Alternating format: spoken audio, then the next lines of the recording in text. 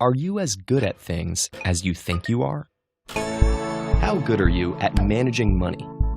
What about reading people's emotions? How healthy are you compared to other people you know? Are you better than average at grammar?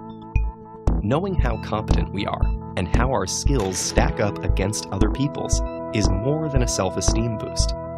It helps us figure out when we can forge ahead on our own decisions and instincts and when we need instead to seek out advice. But psychological research suggests that we're not very good at evaluating ourselves accurately. In fact, we frequently overestimate our own abilities. Researchers have a name for this phenomenon, the Dunning-Kruger effect.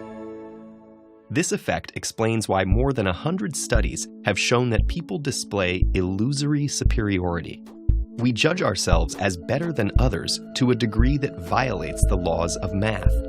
When software engineers at two companies were asked to rate their performance, 32% of the engineers at one company and 42% at the other put themselves in the top 5%. In another study, 88% of American drivers described themselves as having above-average driving skills. These aren't isolated findings. On average, people tend to rate themselves better than most in disciplines ranging from health, leadership skills, ethics, and beyond. What's particularly interesting is that those with the least ability are often the most likely to overrate their skills to the greatest extent. People measurably poor at logical reasoning, grammar, financial knowledge, math, emotional intelligence, running medical lab tests, and chess all tend to rate their expertise almost as favorably as actual experts do.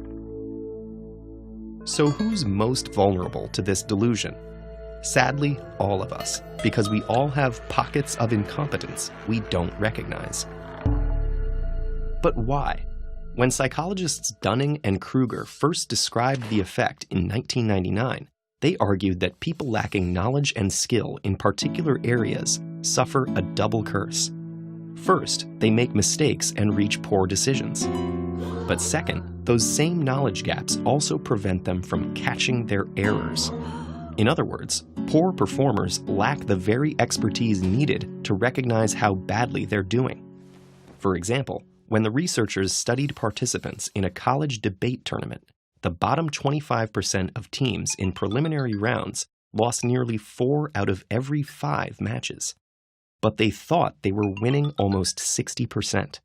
Without a strong grasp of the rules of debate, the students simply couldn't recognize when or how often their arguments broke down. The Dunning-Kruger effect isn't a question of ego blinding us to our weaknesses. People usually do admit their deficits once they can spot them. In one study, students who had initially done badly on a logic quiz and then took a mini course on logic were quite willing to label their original performances as awful. That may be why people with a moderate amount of experience or expertise often have less confidence in their abilities. They know enough to know that there's a lot they don't know. Meanwhile, experts tend to be aware of just how knowledgeable they are, but they often make a different mistake. They assume that everyone else is knowledgeable too. The result is that people, whether they're inept or highly skilled, are often caught in a bubble of inaccurate self-perception. When they're unskilled, they can't see their own faults. When they're exceptionally competent, they don't perceive how unusual their abilities are.